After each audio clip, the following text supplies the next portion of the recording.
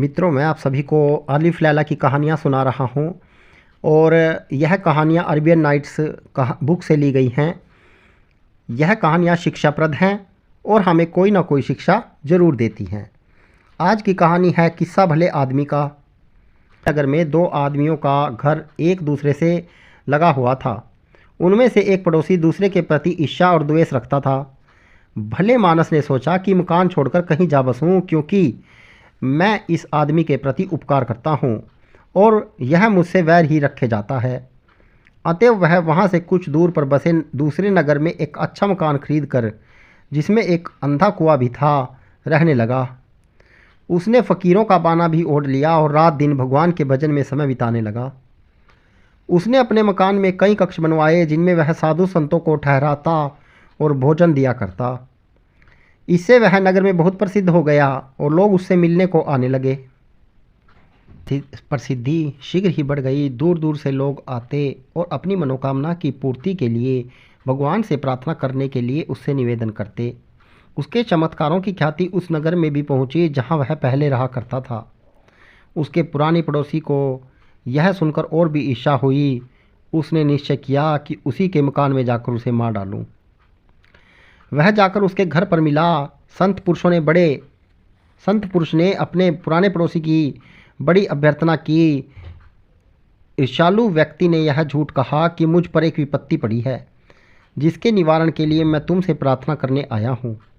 किंतु मैं इस कठिनाई को गुप्त रखना चाहता हूँ और तुम अपने चेलों तथा अन्य साधुओं से कह देना कि जिस समय मैं और तुम बातें कर रहे हों, कोई अन्य व्यक्ति पास में न आए।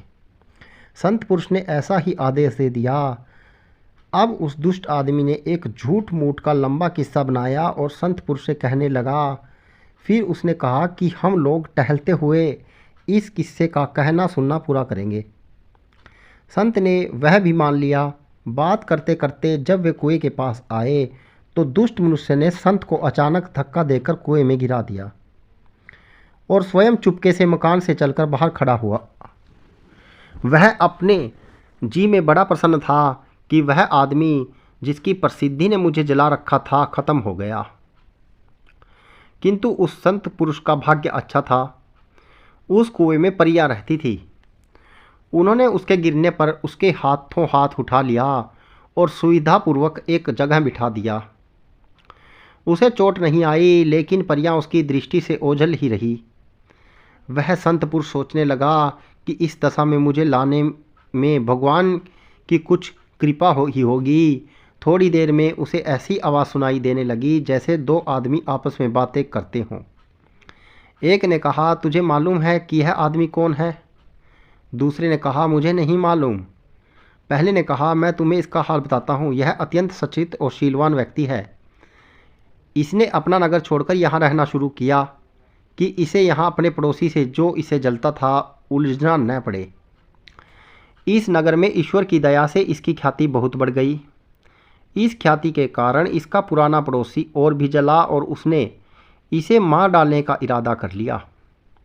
वह इसके घर आया और इसी बहाने से यहाँ लाकर कुएं में गिरा दिया। यदि हम लोग इसकी सहायता न करते तो यह मर ही जाता। पहले ने कहा, अब इसका क्या होगा? दूसरा बोला, सब अच्छा ही होगा। कल इस नगर का बादशाह इसके पास आकर इससे निवेदन करेगा कि यह उस बादशाह की पुत्री के स्वास्थ्य के लिए भगवान से प्रार्थना करे। पहले ने कहा, राजकुमारी को क्या रोग है?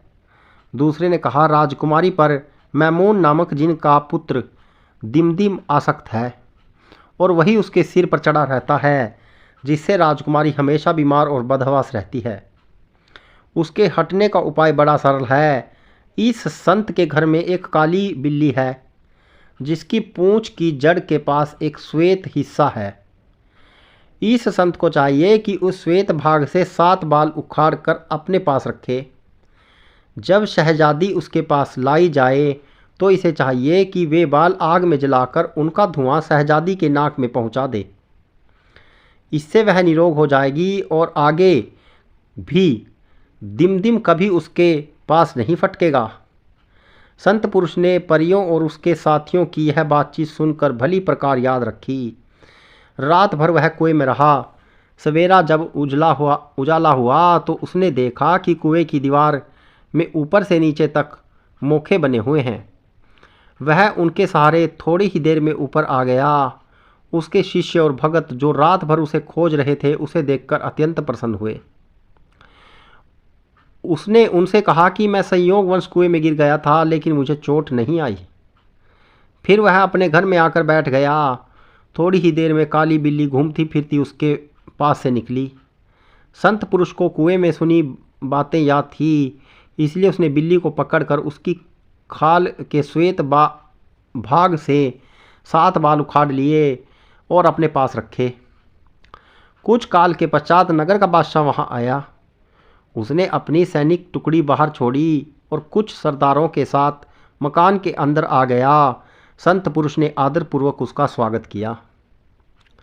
बादशाह ने कहा, हे योगीराज, आप तो सबके दिलों का हाल जानते हैं। आप तो समझ ही गए होंगे कि मैं क्यों यहाँ आया हूँ। संत पुरुष ने कहा, शायद आपकी बेटी अस्वस्थ है और उसके स्वस्थ लाभ की आशा से ही आपने मुझे अकिंचन ही कुटिया को पवित्र किया है। बादशाह ने कहा, आपने बिल्कुल ठीक कहा, मैं इसी कारण यहाँ आया हूँ। अगर आपके आशीर्वाद से मेरी बेटी स्वस्थ हो जाए तो मेरी सबसे बड़ी चिंता दूर हो जाए। दिया, आप अपनी बेटी को यहाँ बुला लें। मैं भगवान से प्रार्थना करूँगा कि वह स्वस्थ हो जाए और आशा है कि मेरी प्रार्थना स्वीकार होगी। बादशाह यह सुनकर अत्यंत प्रसन्न हुआ। उसके आदेश पर राजकुमारी को उसकी सेविकाओं के साथ वहाँ ले आया गया। शहजादी का चेहरा चादर से अच्छी तरह ढका हुआ था ताकि उसे कोई देख न सके। संत पुरुष ने नीचे से चादर का इतना भाग उठाया कि नीचे रखी हुई अंगीठी से उठने वाला धुआं बाहर न जाए। फिर उसने 7 बाल अंगीठी में डाले। धुएं का राजकुमारी की नाक में पहुंचना था कि मैमून जिनका बेटा दिम बड़े जोर से चिल्लाया और तुरंत भाग गया। जिनके जाते ही शहजादी होश में आ गई। वहाँ संभल कर बैठ गई और अपने को भली भांति छिपा कर पूछने लगी, मैं कहाँ हूँ और यहाँ मुझे कौन लाया है। बादशाह खुशी से फूला न समाया। उसने अपनी बेटी को छाती से लगा लिया और उसकी आंखें चूमने लगा। फिर उसने सम्मानपूर्वक संत पुरुष के हाथ चूमे और अपने सभासदों से राय ली कि इस संत पुरुष के उपकार का बदला किस प्रकार चुकाऊं। सभासदों ने एकमत होकर कहा कि राजकुमारी का विवाह इसी संत पुरुष के साथ कर देना चाहिए। बादशाह को सभासदों की सलाह पसंद आई और उसने शहजादी का विवाह उसके उपकारकर्ता के साथ कर दिया।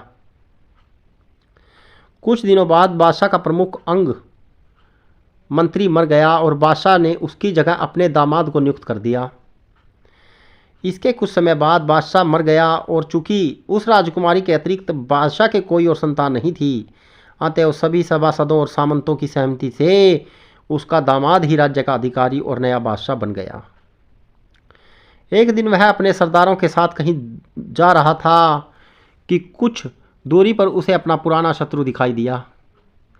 नए बादशाह ने अपने मंत्री से चुपके से कहा कि उस आदमी को सहजतापूर्वक मेरे पास ले आओ ताकि वह भयभीत न हो। बादशाह ने उससे कहा, मेरे मित्र, तुम्हें इतने दिनों बाद देखकर प्रसन्नता हुई। तुमने मुझे पहचाना। वह दुष्ट उसे पहचान कर थर थर काँपने लगा, किंतु बादशाह सो संत पुरुष ही था। उसने उसे 1000 अशर्फियाँ और कीमती कपड़ों की 20 गांठें भेंट में देकर उसे सुरक्षापूर्वक उसके घर पहुंचा दिया। मैंने अपनी कहानी पूरी करके जिनसे कहा कि उस नेक बादशाह ने तो अपने जानी दुश्मन के साथ यह सलूक किया और तुम मुझ पर तनिक भी दया नहीं करते।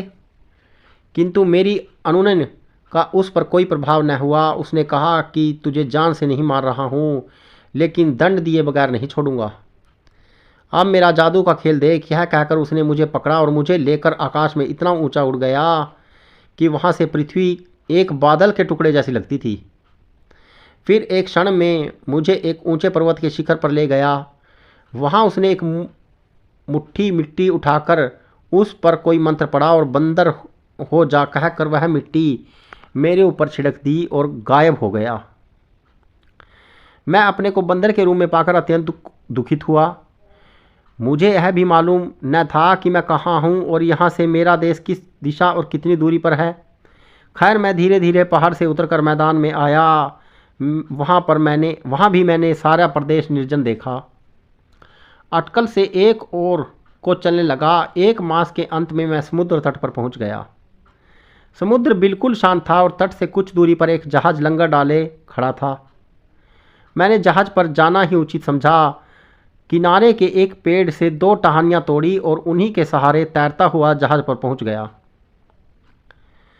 जहाज की रस्सी के सहारे मैं जहाज के अंदर पहुंच गया। जहाज में सवार लोग मुझे देखकर बड़े आश्चर्य में पड़े कि जहाज में बंदर कैसे आ गया। वे लोग मेरे आगमन को अपशकुन समझें और मेरा वध करने की बात करने लगे। एक ने कहा, अभी लठ लाकर इसका सिर फोड़ देता हूँ। दूसरे ने कहा, नहीं, यह ऐसे नहीं मरेगा, मैं अभी तीर छोड़कर इसका अंत किए देता हूँ। तीसरे ने मुझे समुद्र में डुबो देने की सलाह दी। मैं उन्हें कैसे बताता कि मैं कौन हूँ। जान बचाकर इधर उधर भागने लगा। अंत में सब ओर से निराश होकर जहाज के कप्तान के पास गया और उसके पांव पर लौटने लगा। मैंने उसका दामन पकड़ लिया और आंखों में आंसू भरकर चिचियाने लगा, जैसे उससे प्राण की रक्षा की भीख मांग रहा हूँ। उसे मुझ पर दया आई और उसने मेरे त्रासदाताओं को डांटकर भगा दिया और कठोर चेतावनी दी कि इस बंदर को न तो कोई दुख दे और न कोई इसके साथ छेड़छाड़ करे। उसने मुझे बड़ी सुरक्षा प्रदान की। मुझे जहाज पर कोई दुख न हुआ। मैं यद्यपि बोल नहीं पाता था, तथापि समझता तो सब कुछ था और उसकी बातें समझकर ऐसे संकेत करता था कि उसका बड़ा मनोरंजन होता था। धीरे धीरे जहाज पर सवार सभी लोग मुझ पर कृपालु हो गए और मुझे बड़ा प्यार करने लगे। 50 दिन की यात्रा के बाद जहाज एक बड़े व्यापार केंद्र पर पहुंचा। यह बहुत बड़ा नगर था। उसमें बड़े बड़े मकान थे। जहाज के मल्लाहों ने जहाज को बंदरगाह में ठहराया। कुछ समय में ही नगर के बड़े बड़े व्यापारी जहाज को देखकर व्यापार की आशा से उस पर पहुंच गए। जहाज पर उनके कई मित्र व्यापारी थे। यह मित्र आपस में बातें करने लगे कि और यात्रा का हाल कहने सुनने लगे। क्योंकि जहाज बहुत से देशों में घूमता हुआ आया था। नगर के व्यापारियों में कई ऐसे भी थे जो वहाँ के ऐश्वर्यवान बादशाह के दरबार में आते जाते थे। उन्होंने कहा कि हमारा बादशाह तुम्हारे जहाज के यहाँ आने से बड़ा प्रसन्न हुआ है।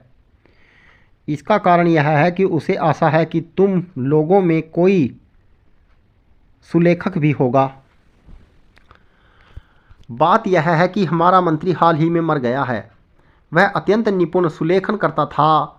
बादशाह गुणियों का बड़ा सम्मान करता है और चाहता है कि उस मंत्री जैसा सुलेखक उसे मिले। इसी चिंता में वह हमेशा रहता है। इसलिए उसने यह कागज भेजा है जिस पर सुलेखन के लिए रेखाएं खींची हैं। बादशाह चाहता है कि अगर कोई आदमी तुम में से काफ़ी पढ़ा लिखा हो तो वह इस पर कुछ इबारत लिखे। उसने कसम खाई है कि वह उसी व्यक्ति को दिवंगत मंत्री का पद देगा जो उसकी भांति सुलेखन कर सकेगा। और अभी तक बहुत ढूंढने पर भी उसे अपने देश में कोई ऐसा गुणी व्यक्ति नहीं मिल पाया है। यह सुनकर मैंने बादशाह के सरदार से हाथ से झपटकर वह कागज ले लिया। इस पर जहाज के सभी लोग, विशेषतः पढ़े लिखे व्यापारी, चीख पुकार करने लगे कि यह बंदर अभी इस कागज को चीर फाड़ कर समुद्र में फेंक देगा। किंतु जब उन्होंने देखा कि मैंने कागज बड़े ढंग से पकड़ा है तो सब चुप होकर देखने लगे। मैंने संकेत से कहा कि इस पर लेखन कर सकता हूँ। उन लोगों को मेरी बात पर क्या विश्वास होता और सब प्रयत्न करने लगे कि मुझे पकड़कर मेरे हाथ से कागज ले ले। किंतु जहाज के कप्तान ने उन्हें रोका और कहा, हमें इसकी परीक्षा लेनी चाहिए। अगर इसने कागज को खराब किया तो मैं आपको विश्वास दिलाता हूं कि इसे कड़ा दंड दूंगा। अगर उसने लिख लिया तो मैं अपने पुत्र की भांति इसे रखूंगा। मुझे मालूम है कि यह कागज को खराब नहीं करेगा। मैंने बराबर देखा कि यह दूसरे बंदरों जैसा नहीं है, अपितु अत्यंत बुद्धिमान है। कप्तान की इस बात पर सब लोग रुक गए और मैंने कलम लेकर 4 कविता पंक्ति इतने सुंदर ढंग से लिखी जैसे कोई व्यापारी या अन्य नागरिक लिख न पाता। सरदार मेरा लिखा कागज बादशाह के पास ले गया। बादशाह ने मेरे सुलेख को भी पसंद किया और मेरी कविता को भी। उसने सरदार से कहा कि एक भारी खिलियत सम्मान परिधान ले आओ और उस आदमी को पहनाओ जिसने यह लिखा, और एक बढ़िया घोड़ा भी गुड़साल से ले आओ और उसे सम्मानपूर्वक सवार कराकर यहाँ ले आओ। सरदार यह आज्ञा सुनकर हंस पड़ा। बादशाह को बड़ा क्रोध आया। उसने कड़क कर कहा, यह क्या बदतमीजी है, तुम्हें दंड का भय नहीं? सरदार हाथ जोड़कर बोला, महाराज क्षमा करें, यह लेख किसी मनुष्य ने नहीं लिखा, एक बंदर ने इसे लिखा है। बादशाह ने कहा, क्या बक रहे हो, बंदर भी कहीं लिखता है? सरदार ने अपने साथियों की ओर देखा, उन्होंने भी हाथ जोड़कर कहा, जहाँ पनाह, हम सब ने अपनी आंखों से देखा है कि इस कागज़ पर एक बंदर ने ही लिखा है। बादशाह का आश्चर्य और भी बढ़ा। उसने आज्ञा दी, मैंने ऐसा बंदर देखा क्या, सुना भी नहीं। तुम लोग फौरन जाओ और उसे बंदर को सम्मानपूर्वक सवार करा कर ले आओ। सरदार और राज सेवक फिर जहाज पर गए और कप्तान को उन्होंने राजा की आज्ञा सुनाई। कप्तान मुझे भेजने को शहर से तैयार हो गया।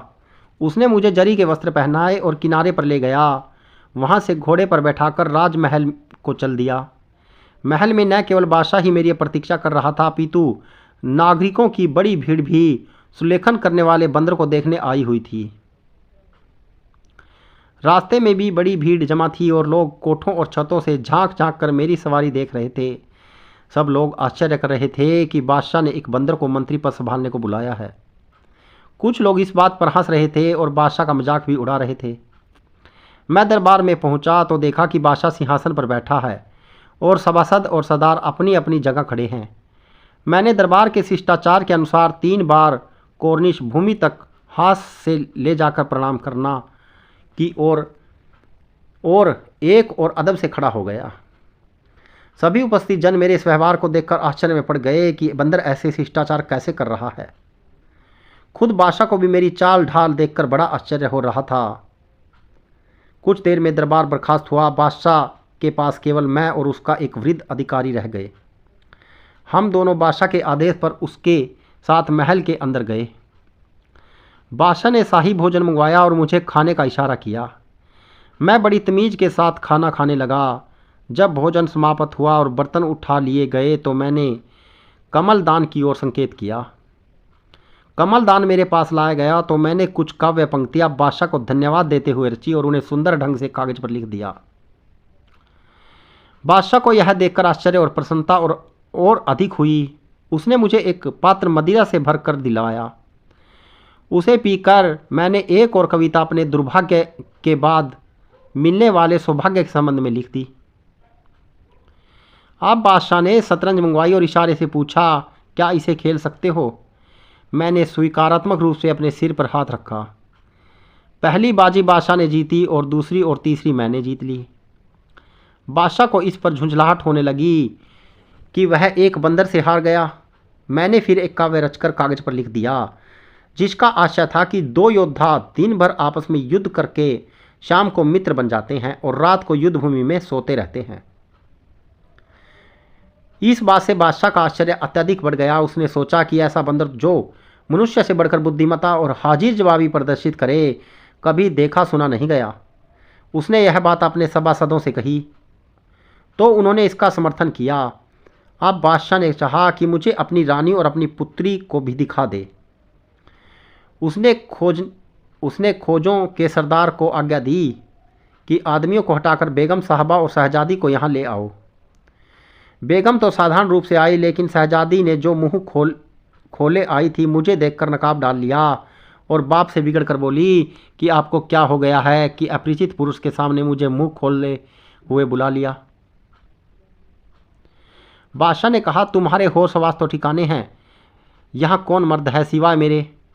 मैं तुम्हारा बाप हूँ। मेरे सामने तो तुम्हें मुंह खोलने कर आना चाहिए, और तुम हो कि खुद गलती पर हो और मुझे दोषी देती हो। शहजादी ने हाथ जोड़कर कहा, बहादुर, मेरी कोई गलती नहीं है। यह एक बड़े बादशाह का पुत्र है और जादू के कारण इस दशा को पहुंचा है।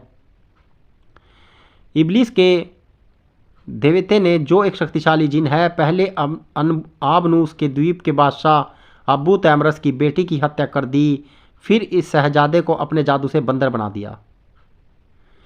बादशाह को यह सुनकर बड़ा आश्चर्य हुआ। उसने मुझसे पूछा कि क्या यह बात ठीक है? मैंने सिर पर हाथ रखकर इशारे से कहा कि शहजादी ने जो कुछ कहा बिल्कुल ठीक कहा है। अब बादशाह ने शहजादी से पूछा कि तुम्हें यह किस्सा कैसे मालूम हुआ? उसने कहा, आपको याद होगा कि जब मेरा दूध छुड़वाया गया तो मेरी देख रेख और पालन पोषण के लिए एक बुढ़िया रखी गई थी। वह जादू टोने में पारंगत थी। उसने मुझे इस विद्या के 70 अंक सिखा दिए। अब मुझ में इतनी शक्ति है कि चाहूँ तो आपका सारा देश उठाकर समुद्र में फेंक दूँ। जो व्यक्ति जादू के जोर से मनुष्य के बजाय किसी अन्य जीव को देह धारण कर लेते हैं, मैं उन्हें तुरंत पहचान लेती हूँ और मुझे यह भी मालूम हो जाता है कि किसके जादू से यह हुआ है। इसलिए मैंने इसे पहली ही नज़र में पहचान लिया कि यह बंदर नहीं बल्कि राजकुमार है। बादशाह ने कहा, बेटी तुम इतनी गुणी हो यह मुझे मालूम ही नहीं था, लेकिन क्या तुम में इतनी शक्ति भी है कि इसे अपनी पहली देह में दोबारा पहुंचा दो। राजकुमारी ने, जिसका नाम मलिका हसन था, कहा, निसंदेह मुझ में ऐसी शक्ति है। बादशाह ने कहा, अगर तुमने ऐसा किया तो तुम्हारा बड़ा आभार मानूंगा और इस राजकुमार को अपना मंत्री बनाकर तुम्हारे साथ इसका विवाह कर दूंगा। शहजादी ने पिता की आज्ञा शिरोधार्य कर अपने सामान में से एक छड़ी मंगवाई जिस पर हिब्रू और मिस्री भाषा में कुछ अक्षर खुदे थे। फिर उसने अपने पिता से कहा कि आप लोग कुछ दूरी पर सुरक्षापूर्वक बैठें। हम लोगों ने ऐसा किया तो शहजादी ने कक्ष की भूमि पर छड़ी से एक बड़ा गोला खींचा और हिब्रू और मिस्री भाषाओं के कुछ मंत्र पढ़ने लगी। इसके पश्चात वह घेरे के अंदर चली गई और कुरान शरीफ की कुछ आयतों का पाठ आरंभ कर दिया। कुछ ही देर में घटाटोप अंधेरा छा गया। हमें मालूम हो रहा था कि जैसे प्रलयकाल ही आ गया है। हम लोग क्षण प्रतिक्षण भयभीत होते जा रहे थे। इतने में हमने देखा कि इब्लीस का देवता जिन एक शेर के रूप में गरजता हुआ आ गया। शहजादी ने कहा, दुष्ट, तुझे चाहिए था कि मेरे बुलाने पर मेरे पास विनयपूर्वक आता। तेरी यह हिम्मत कि मुझे डराने को यह रूप रख कर आया। शेर बोला, मनुष्य और जिनों में समझौता हुआ था कि एक दूसरे के मामलों में दखल न देंगे। तूने उस समझौते को तोड़ा है। शहजादी बोली, तूने पहले यह समझौता तोड़ा है। शेर ने गर्ज के कहा कि तेरी उस गुस्ताखी का मजा चखाता हूँ जो तूने मुझे यहाँ आने की तकलीफ़ देकर की है। यह कहकर वह मुंह फाड़कर शहजादी की ओर झपटा। वह होशियार थी, उछलकर पीछे हट गई और फिर अपने सिर से एक बाल उखाड़ा और उसे मंत्र करके फेंक दिया। वह बाल तलवार बन गया और उसने शेर के धड़ से 2 टुकड़े कर दिए, लेकिन यह टुकड़े गायब हो गए और सिर्फ सिर रह गया जो बिच्छू बन गया। अब शहजादी ने सांप का रूप धारण किया और उस पर टूट पड़ी। बिच्छू थोड़ी ही देर में घबरा कर पक्षी बन गया और आसमान में उड़ गया। शहजादी भी उकाब बनकर उसके पीछे पड़ गई। उड़ते उड़ते दोनों हमारी दृष्टि से छुप गए। कुछ ही देर में हमारे सामने की भूमि फट गई। उसमें से 2 बिल्लियां लड़ती हुई निकली। एक काली थी, दूसरी सफ़ेद। कुछ देर तक वे दुम खड़ी करके चीखती रही। फिर काली बिल्ली भेड़िया बनकर सफ़ेद बिल्ली पर झपटी। सफ़ेद बिल्ली कोई उपाय न देख कीड़ा बन गई और तुरंत एक पेड़ पर चढ़कर उसने लटके अनार के दाने में घुस गई। वह अनार बढ़ने लगा और बढ़ते बढ़ते एक घड़े का आकार का हो गया। फिर वह पेड़ से अलग हो गया और हवा में इधर उधर लहराने लगा। कुछ देर में वह अनार ज़मीन पर गिरकर फट गया और उसके टुकड़े इधर उधर बिखर गए। उनमें से सैकड़ों दाने पृथ्वी पर गिरकर फैल गए। अब वह भेड़िया तुरंत एक मुर्गा बन गया और उसने अनार के बिखरे हुए दानों को जल्दी जल्दी चुनना शुरू कर दिया। जब वह सारे दाने खा चुका तो हम लोगों के पास आया और ज़ोर से बाग देने लगा, जैसे पूछता हो कि कोई दाना रह तो नहीं गया। वह स्वयं भी इधर उधर दौड़कर देखने लगा। एक दाना नहर के किनारे पड़ा था। मुर्गा दौड़ा कि उसे भी खा ले, लेकिन वह दाना लुढ़कता हुआ नहर में गिर गया। नहर में गिरकर वह दाना मछली बन गया। मुर्गा भी उसके पीछे नहर में कूद गया। कुछ देर तक दोनों आंखों से ओझल रहे। फिर बड़े जोर की चीख पुकार हुई जिससे हम लोग बहुत डर गए। फिर देखा कि जिन और शहजादी दोनों अग्निपुंज हो गए और एक दूसरे की ओर लपटे फेंक रहे हैं, जैसा कि आपस में लड़ाई कर रहे हों। ऐसा मालूम होता था कि हर तरफ आग ही आग फैल रही है। हम इस डर से कांपने लगे कि यह आग हमें तो क्या सारे देश को भून कर राख कर देगी। इससे भी भयानक एक समय आया जब जिन शहजादी से लड़ना छोड़कर हमारी ओर झपटा और हमारी ओर लपटे फेंकने लगा, लेकिन शहजादी भी झपट कर आई। उसने जिन को दूर हटा दिया और हमें और सुरक्षित स्थान पर कर दिया। फिर भी इतनी देर से मैं खोजा जलकर भस्म हो गया। बादशाह का मुंह झुलस गया और मेरी दाईं आंख में एक चिंगारी पड़ गई, जिससे मेरी वह आंख फूट गई। इतने में हम लोगों ने बड़ी जोर का जयघोष सुना। शहजादी मलिका हसन अपने साधारण शरीर में आ गई और उसने जिन राख का ढेर होकर दिखाई देने लगा। फिर शहजादी ने एक गुलाम से पानी मंगवाया और उसे अभिमंत्रित कर मुझ पर छिड़का और बोली, अगर तू जादू के जोर से बंदर बना है तो फिर से अपनी पहली काया में आ जा और पहले की तरह मनुष्य बन जा। उसके इतना कहते ही मैं पहले जैसा बन गया, सिवाय दाईं आंख फूटने के मुझसे और कोई हानि नहीं हुई। मैंने चाहा कि शहजादी को इस उपकार पर धन्यवाद दूं, किंतु शहजादी ने इसका अवसर नहीं दिया। वह बादशाह की तरफ मुंह करके बोली, यद्यपि मैंने जिन को भस्म कर दिया है, लेकिन मैं भी बच नहीं सकूंगी। हमारी समझ में कुछ नहीं आया तो उसने बताया कि वह अग्नि युद्ध बड़ा भयानक होता है। इसकी आग कुछ क्षणों में मुझे भस्म कर देगी। जब मैं मुर्गा बनी थी उस समय अगर अनार का आखिरी दाना जिसने जिन ने स्वयं को छुपा रखा था मैंने अंदर पहुंच जाता तो जिन उसी समय खत्म हो जाता और मुझे कोई हानि न पहुंचती, किंतु वह बचकर मुझसे युद्ध करने के योग्य हो गया। अब विवश होकर मुझे अग्नि युद्ध पर उतरना पड़ा। जिन ने तो यह समझ लिया कि मैं जादू में निपुण हूँ और उस पर भारी पड़ती हूँ, फिर भी वह अंत समय तक प्राणपण से युद्ध करता रहा। मैंने उसे जलाकर भस्म तो कर दिया, लेकिन इस आग से स्वयं को मुक्त नहीं कर पाऊंगी। बादशाह ने रोकर कहा, बेटी तुम कैसी बातें करती हो, तुम्हारे बगैर हम लोग क्या करेंगे।